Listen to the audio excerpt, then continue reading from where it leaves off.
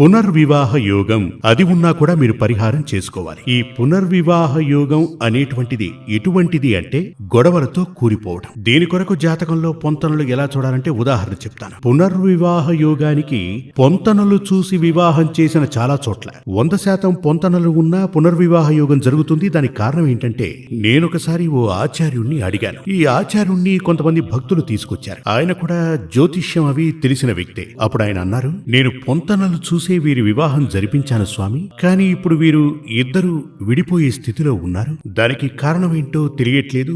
వేరే ఏదైనా ఉందా, ప్రశ్న వేసి చూద్దామని ఇక్కడ దాకా వచ్చాను అన్నారు. నేను జాతకాన్ని చూశాను. రెండింటిలోనూ పునర్వివాహ యోగం ఉంది. పునర్వివాహ యోగం ఫలించాలంటే ముందుగా ఒక వివాహం జరిగి అది విడిపోయి తరువాత మరో వివాహం కదా జరిగి తీరాలి. అదే కదా పునర్వివాహ యోగం. అప్పుడు నేను వారిని ఇలా అడిగాను, ఇద్దరికీ పునర్వివాహ యోగం ఉంది, వీరికి పెళ్లి చేయకూడదు, ఎందుకు ఈ తప్పు చేశారనగానే ఆయన చెప్పారు, అవును